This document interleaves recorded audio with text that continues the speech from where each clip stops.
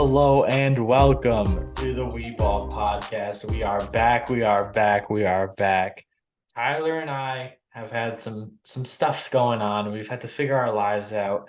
First year of college is done, but the grind does not stop. We put out some shorts. Go check those out. Tyler, how excited are you to be back on this amazing channel?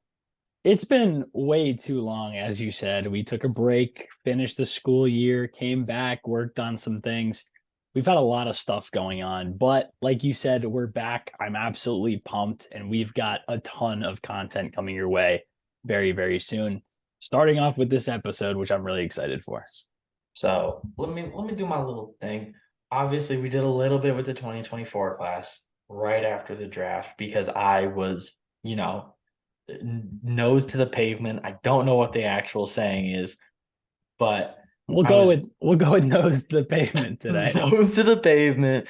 I was deep in there, This guy and was eating cement, apparently. that is so crazy. That's what you said. You said nose to the pavement. All Was right. nose to the pavement, man. I was deep in the draft class. I was 75 players in after a week after the draft. And I wore myself out pretty quickly. That's on me. But we're here. We're doing a quarterback episode because this quarterback class is either going to be fun or it's going to be the death of me. And I think a lot of the guys in this episode are going to kind of be integral to that. So, Tyler, let's get right into it. Let's talk about the top two. We're going to do this kind of in like a tier listy, not actually tier list. This is not how we're rating them, but just like that's how we're going to talk about them in different tiers and different sections. First up is the top two, the big guys, Drake May, Caleb Williams. Let's get into it. We know the Caleb Williams Mahomesian comparisons, but let's dive deeper, Tyler.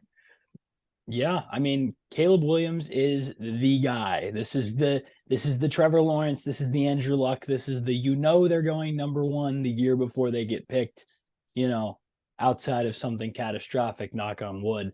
But I think I mean, you've said it yourself. It's the Mahomes comparison. The biggest thing with Caleb Williams is his ability to make plays out of structure.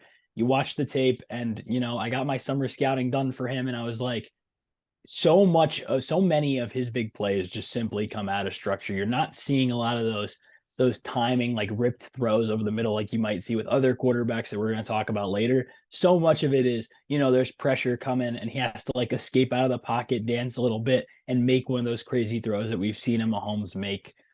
I really do think that he's definitely the best quarterback in the class right now. But if you told me, this is a little bit of a hot take, if you were to tell me that it changed by the end of the year, I wouldn't be shocked just because of the amount of guys we have in this class. Like I said, there definitely are some things for him to work on. I think the biggest thing is ripping it in timing and in the structure of the offense. That's where he can really get better. The physical tools are phenomenal, but I think you want to see more of the mental game come along, more of him making those full field reads, which, with Lincoln Riley, they're going to be pretty easy and pretty often there. So you don't get to see enough of them, but hopefully there's more of those. But I mean, yeah, there's not much else to say about the guy. He is by far and away right now the quarterback one in this class. I agree with you that he's quarterback one. I also agree with you that Drake May could take that mantle because Drake May is a guy. I've seen people throw out Burrow comparisons. I think as a prospect coming into the season, he's obviously way, way, way, way, way, way better than Burrow was because Burrow had an astronomical leap that no one could have expected after getting Oh yeah. shut out 30-0 by Alabama the year before and looking like a JUCO quarterback in that game. Like he was really bad. And then he comes into Alabama in Alabama and rips it up. But we're not here to talk about Joe Burrow. We're here to talk about Drake May because Drake May, he could be a guy, dude. Like he could be one of the upper echelon NFL quarterbacks, not prospects, NFL quarterbacks. He has all of the right tools, and there is no consistency. There is no incredible supporting cast that are all getting paid millions to live in a LA apartments like, somewhere else. I don't want to throw out accusations, but we saw what Bear Armstrong, who's a transfer from UGA to USC, got as his NIL. It's just a penthouse apartment, basically. He doesn't have that. He had Josh Downs last year, he doesn't really have a certified target. I think there's some guys who could step up for that, but he doesn't have like a known number one who's like, hey, this guy could sneak into the first round. I think that what is going to be huge for Drake May is him trusting his offense this year, because it's going to be hard for him to do that because there's a lot of moving parts. At least he gets his best offensive lineman back. But there's gonna be a lot of change for this kid, and he just has to kind of ride it and trust that he can adapt to anything. And I think he will be way better than he was last year. Yeah, I think with Drake May, the biggest thing is trusting that offense and trusting the people around you. Because I think a lot of his struggles last year came with the fact that there wasn't much trust in the offensive line, the receivers, and the offense as a whole. Because there were a lot of times where you would see him maybe rush through his reads a little too quickly. You mentioned it in your top 25 and now your top 50 that sometimes he's a little too quick to use his legs. He'll take off a little bit too early. And obviously you're just watching tape, you're not in that QB room, but I think a lot of it might come from the fact that he's kind of too quick to get off read sometimes and goes through 1 to 4 maybe a little bit too fast. Like we're seeing him go through them, and instead of sitting there and maybe anticipating a window like we see other quarterbacks do, if it's not there immediately, he kind of just like gets off of it. And as much as you might want to see him slow down the blink a little bit, like I understand maybe where that's coming from, but the biggest thing with him is that projection and getting better in that mental game. Kind of like Caleb Williams. Obviously, we know that these quarterbacks are not going to be 100% polished entering the league, but we really do have two guys right now that if they were coming out this year, they may have been the 1 and 2 picks, in this draft class. So I think Drake May, really exciting player, somebody who, I mean, I compared him a little bit to Joe Burrow, like within the structure of his offense, because there's times where if he has the time and he's not feeling the pressure, he can just sit back and pick you apart. And there's some anticipatory throws on there. I think the biggest thing for him is just consistency. In another year in the system, obviously, he loses his number one weapon in a guy like Josh Downs, who we were both pretty high on. But if he can, sit back, get accustomed to what he already has on the roster and what's coming in and the same, system that he's been running, I think it could be a big year for Drake May. I 100% agree. Then there's a tier below. And I think there's going to be some disagreement throughout the year on these three guys. I'm putting three guys here. Most people have two. We're going to put three just because I feel like we got to talk about it. So, number one is Quinn Ewers. Number two is Michael Penix. Number three is Jordan Travis. I'm throwing him in here because of the potential, even though he is on the older side. Obviously, there's a lot of potential with Michael Penix. But Quinn Ewers, we're talking about Quinn Ewers as a potential guy. He's one of the most well-rounded quarterbacks in all of college football. I would just like to put that out there. Oh, yeah. I mean, he played very minimal time last year, obviously, because the Alabama game that knocked him out for a while. But I mean, even if you're just looking at the limited snaps he took last year, you're looking at Quinn Ewers as potentially a guy that we're like, hey, he's in the tier one. He's just the third guy. And I think that's kind of what we forget about Ewers because of the injury and because, there was some inconsistency in his play. But I really don't think this is somebody that we need to be looking at as like, hey, what could he be? I think it's what he will be, especially when you're looking at the Sark-led coaching staff, the weapons he's got with him now. I mean, I think Ewers is like maybe it's the tier with Williams and May, then it's a tier with Ewers by himself, and then it's the next tier. I think that is something that we could see. I think we could see him jump up to that first tier. Like, I legitimately believe in Quinn Ewers, and that is not something you would have caught me saying last year because in the minimal playing time he did have, Dallas Turner was the guy who got him, and somebody took out a giant billboard in Times Square today to put Dallas Turner for Heisman on it.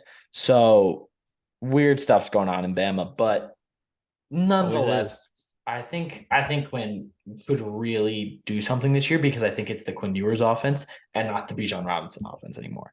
Like, I think we're going to see a stylistic switch the way we did with Mac and Tua, at Alabama with Sark because that's what Sark does. He plays to his best player, and he knew he had to make Mac Jones his best player. Now he has to make Quinn Ewers his best player because he doesn't have Weapon X. Like he doesn't have the guy at the position that can change an offense. Like he has to make Quinn Ewers the guy because everyone will be calling for Arch Manning if he doesn't.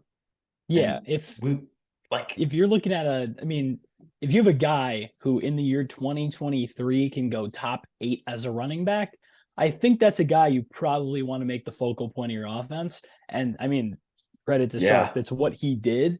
And now you have a guy who we're looking at, just like you said, the like Tua to Max switch and the way that the offense changed then. This is a guy who runs a variety of different stuff. Sark's had to adapt to a lot of different systems. He had to do it in the NFL, he had to do it at Bama.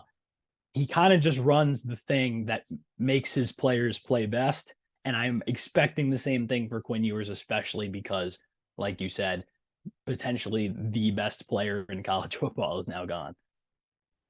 Yeah, that's really all there is to say about Quinn is that if you have a spider chart or radar chart, whatever you want to call it, it will have those ticks in that little hexagon, nice and neat, all in a circle. Like you're not gonna have a drastic dip in or anything like that. He could be a guy who we're talking about as like I don't want to call him a game manager because I think he's more than just a game manager. Like he's can still be a playmaker.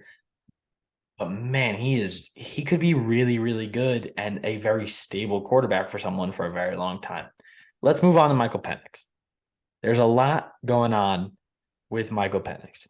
He has arguably the best supporting cast in like wide receiver wise in college football.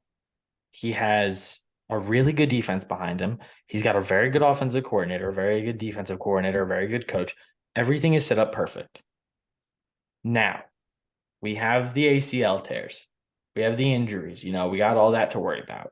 He's a lefty. He's older. There's so much that could go right, and there is so much that could go wrong for Michael Penix. It is going to be a very play it by ear with this guy because if he puts up the numbers he did last year or anything better than that, and Quinn Ewers gets hurt again or doesn't capitalize on opportunities just because of his arm, just because of his arm strength, he could go above Quinn Ewers. Like that's just how it's going to be next year. And we're going to figure out, I think, very quickly if Penix has it or not this upcoming season. Yeah, I think Penix is one of the guys that we're going to be looking at in this draft class, and it's like the choose your flavor type of quarterback.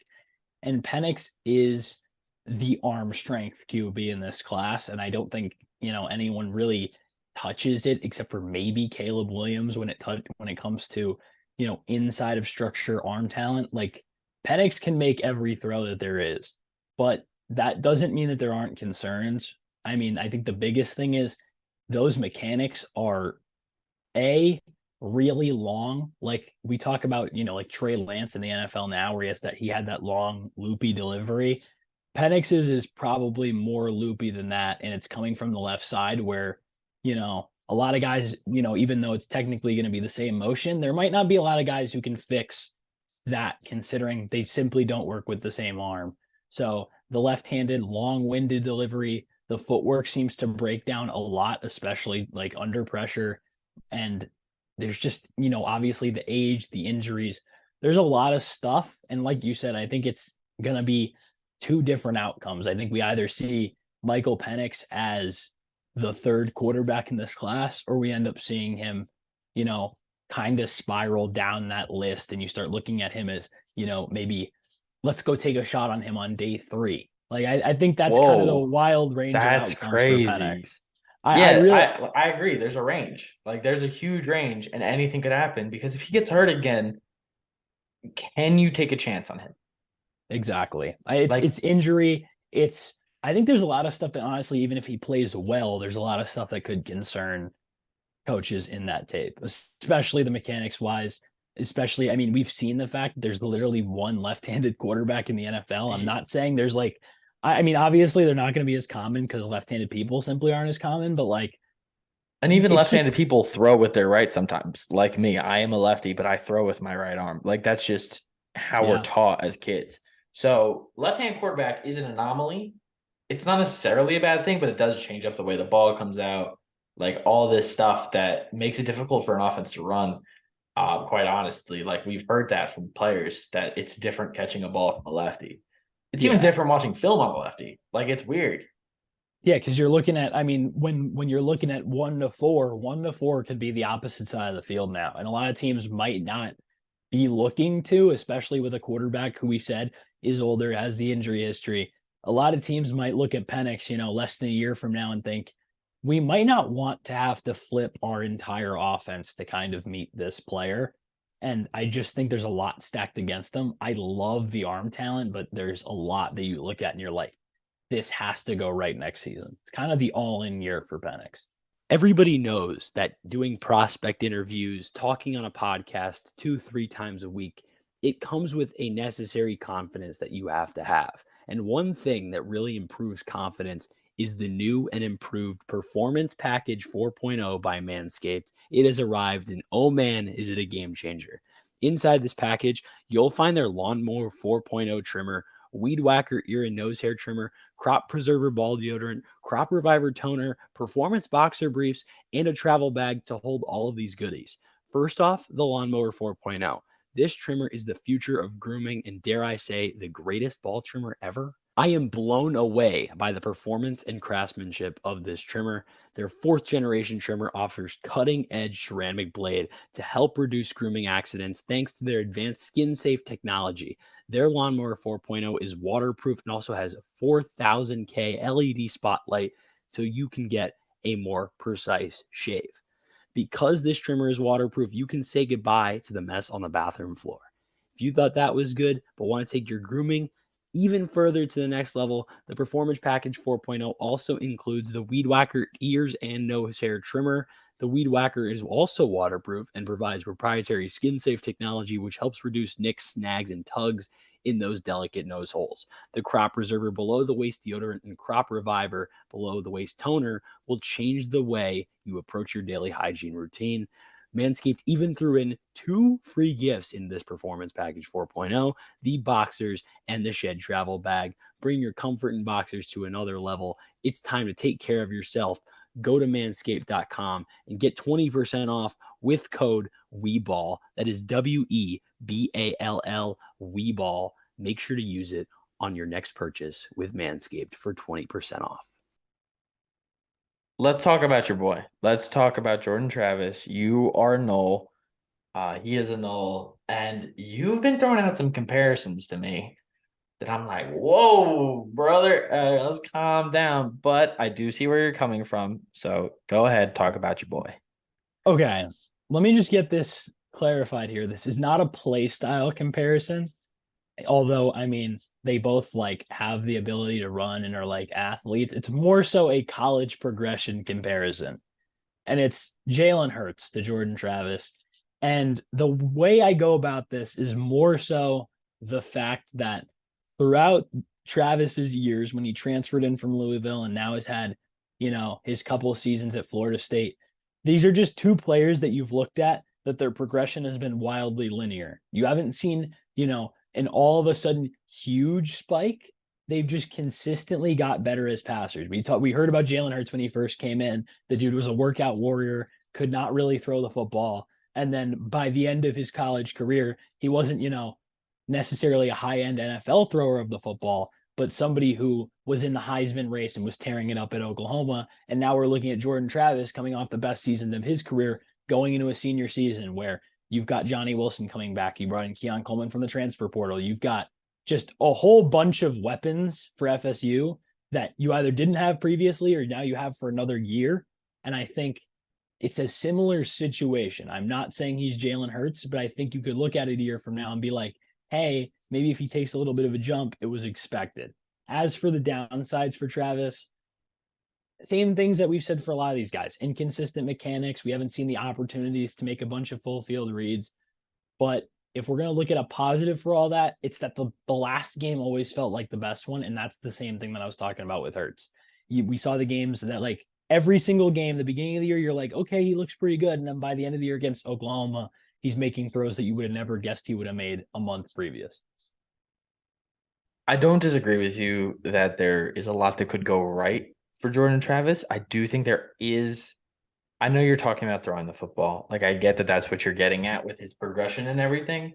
But we got to talk about the fact that Jalen Hurts, as a true freshman, was starting for Alabama. Like, mentally, he was on the level, but he just couldn't make the throws just yet. Like, he just wasn't there with his arm and anticipation and stuff like that. But mentally, he understood and took everything into account. He was a starter from what felt like Yeah. day one. Obviously, it wasn't.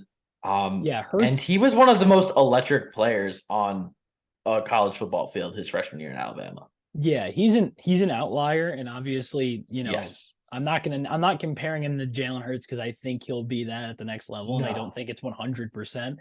It's just more so the fact that The both way they players have develop. it was very linear for both. You didn't really Yes. see many direct steps down or like giant leaps forward. They just kind of both throughout their college careers at least just looked like, hey, here's a step up from what we saw last week, last month, last year. What I was about to get to was we do see moments of Jordan Travis having that, oh, this is the best guy on the field. And like you know it. Like you don't even have to see it, but you know it every play where he's like, oh, this is the best guy in the field, this is the best guy in the field. We get it for drives at a time. Certain games we were getting it for quarters at a time, stuff like that. But he's got to hone it in. He's got to be able to use his because he has an it factor. Like his legs and the way he moves with the ball and being off script, stuff like that. He's got the it factor. He just doesn't I feel like he's almost afraid to use it. Like he wants to show off that he has an arm and can use it correctly, that he's afraid to just be Jordan Travis. And I want him to kind of, not play to the system, but play to be him in the system. Yeah. And I think that's a problem for a lot of quarterbacks. This isn't a Jordan Travis thing. This is a lot of quarterbacks have this issue. Yeah, and I think one thing with Travis is it's hard to watch him on tape because Florida State made so many of his looks so easy. Like credit to Mike Norvell and that coaching staff last year. There were so many timing routes, so much short stuff over the middle. This is a team that ran a lot of trick plays last year. There was a lot of stuff where it was like you can't really watch it and think, hey, this is going to translate because it simply, most of the time won't. Credit to him, he was hitting it. But I mean, yeah, like you said, there's a lot to like, but a lot of things you see that are like, these have to be fixed. I think he's definitely one of these outlier guys. And I know that you have, your own under the radar guy that you want to talk about. Somebody, and I think, maybe multiple guys here that you've kind of been higher on than most. And I'm going to give you the floor. I know these are your guys. Tell us who they are and what you think. So I think that there is a tier inside of a tier here with the quarterbacks I'm about to speak about. There are the guys who right now are late day 2 picks. These guys are going to give you some serviceable time, be really good bodies to have in the meeting room. And, if they turn out to be something, awesome. If they don't, you're not using much capital. But these guys have experience. They have, they can make NFL throws. It's just there's a lot of issues that we have to figure out. My two that I think are the tier above the other two guys I'm going to name are Spencer Rattler and Michael Pratt. The other two that I'm going to throw in there are Bo Nix. I didn't want to have to talk about Bo Nix, but I'm going to. And Brendan Armstrong, who is now with NC State. There's a notable name missing that we haven't talked about yet. We'll get to him. Don't worry, Tennessee fans. But I want to start with Michael Pratt. If you watched any tape on Tulane's offense last year, you saw Michael Pratt and you were like, hey, this guy's pretty good. If you watch Tulane, Oklahoma, Michael Pratt's freshman year, like you're like, this kid's insane. I don't know what happened, but the Michael Pratt from that game, we've seen very few times since then. But man, can he A, throw the ball, B, doesn't get enough credit for his, his running ability, his improv ability. The kid is good, like in all facets of the game. I just don't trust the Tulane offense to develop a quarterback because it's not an offense that lends itself to developing plays, reads, throws that are going to really challenge a quarterback. Like, Tulane they have a type. I'm going to be honest with you. That type is playmakers. They want to get the ball to those playmakers and let things happen. Let Michael Pratt be your playmaker. Let Michael Yeah. Pratt be your playmaker. Pratt is, I mean, I haven't watched any of him, specifically studying him yet, but I watched him when I was watching Tyjae Spears, who obviously I can go on and on about Tyjae Spears, but Pratt is electric. That's kind of the word you put on it. And it might only be a couple of plays a game. You might see, hey, this is pedestrian college quarterback play for a large portion of the game. And then there's a couple throws or, plays out, extended plays, runs occasionally where it's just like, where did this come from? Who are you? Yeah, let me look you up real quick to see more because I remember I was watching the game and I was like, I texted you and I was like, hey, Tulane quarterback's pretty good. And you were like, yeah, it's Michael Pratt. And I'm like, oh, this is Okay. somebody this is like somebody we're gonna have to know of now.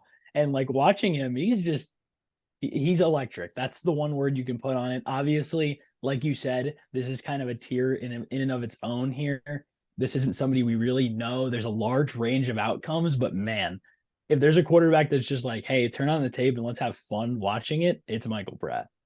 And the other guy who kind of just fits into this guy's electric and he has the talent is Spencer Rattler. I don't know why Spencer Rattler is such a point of contention for so many people. I don't get it. I don't understand. I understand that he was on the TV show and you might not like him for who he was as an 18-year-old in high school. I understand. People change, folks. If you've watched 3 seasons of Ted Lasso, you can go from a Jamie Tart to a Jamie Tart.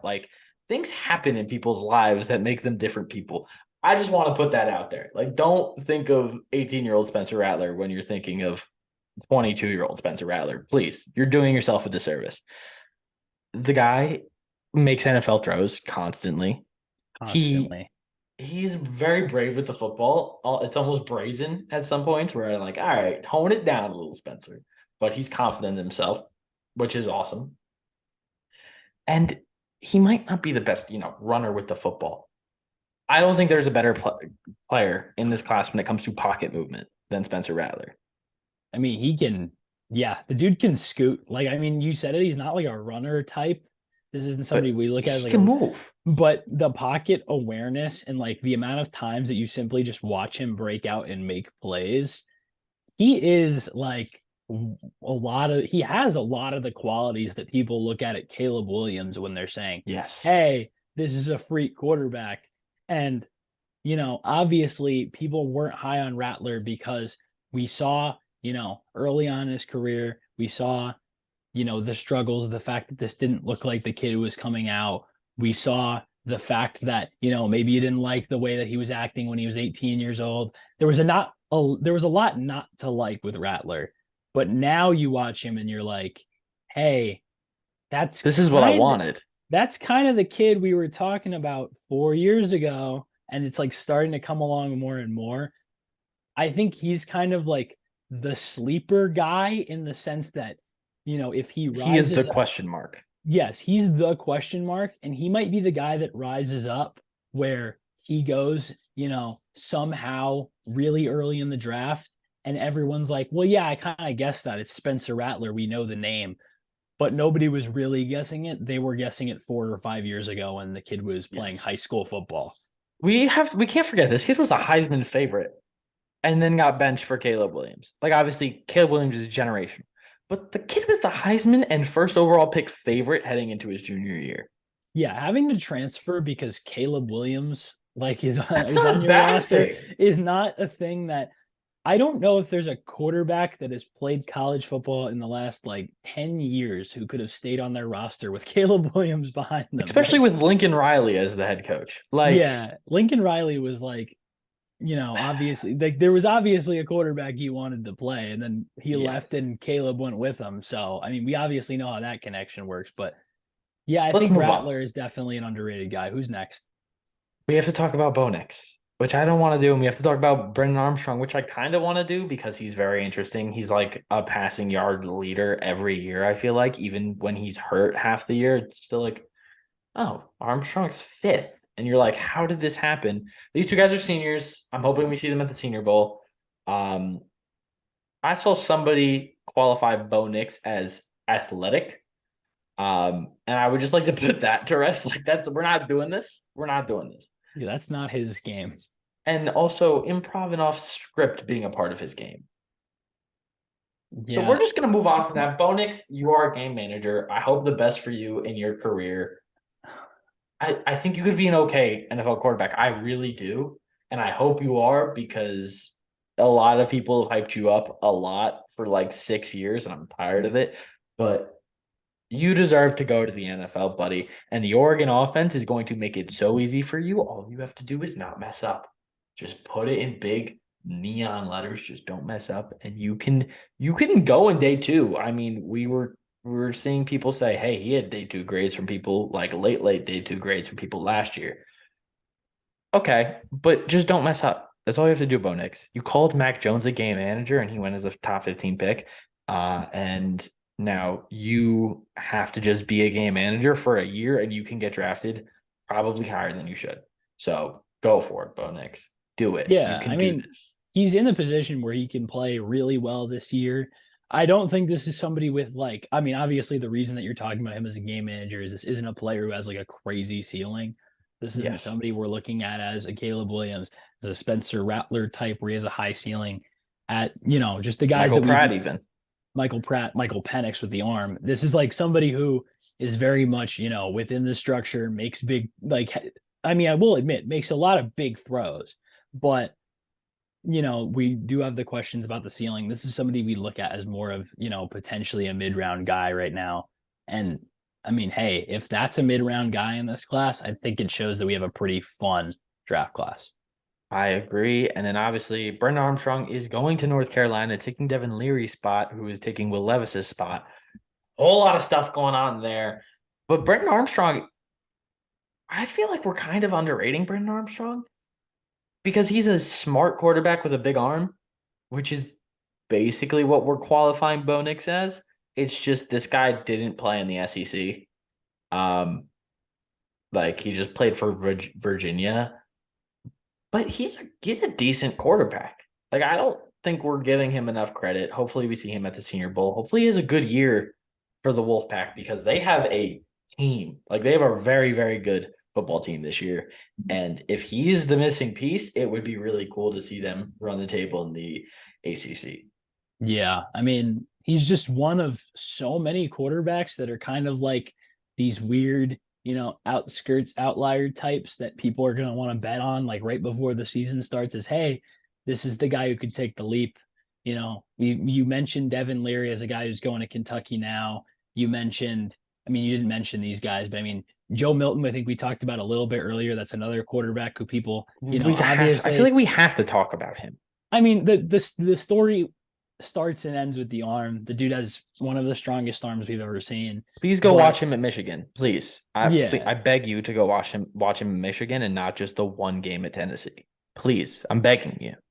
But like, there's just so many Will Rogers types. Yeah, Will Rogers. I mean, isn't Hartman at Notre Dame now? So like, yes, Dillon Gabriel at OU. Dillon Gabriel. There's so many guys that are like, hey, if that guy wound up on day two, I don't think we're surprised.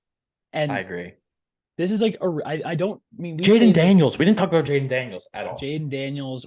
I think every year we look at a class and we're like, hey, here's 5 to 10 guys that could be like pretty good. This year it's like 15. And it's like it's 15 and more of them have shown you something than haven't. And it's like, if they just stick to what they are right now, they might be draft picks. And I don't Cam Ward, we forgot Cam Ward. There's so many good quarterbacks this year. I just need all of them to figure it out, man. Because a lot of you guys just walk a straight line. I hope everyone gets drafted. I never want to say a player doesn't deserve to get drafted, because I hope everybody gets drafted. I hope 15 quarterbacks go in the draft next year. Even for the selfish reasons of me wanting to watch all of these guys play, Yes. I just want to see it like for my own self when I'm watching tape. I want to see all of these guys succeed, literally just like for selfish reasons of being able to watch some fun quarterback I tape. don't want to watch bad quarterback play. Exactly. And I think this is a year where we could be looking at it and we're sitting here making our quarterback rankings ahead of the draft. And we're looking at guys and we're like, hey, it was really hard to make a top 7 this year. And I think that's what makes this class so exciting. Well, that is probably going to be it for us. Obviously, we touched on a lot of guys there at the end. We'll probably go more in depth right before the season starts, and it'll kind of narrow itself down as we go. But we hope you enjoyed. Like, comment, subscribe. We're back at it, and I won't finish the rest of that lyric. But thank you so much for listening, watching, however you are consuming the information that we are spreading out into the world. We thank you so much.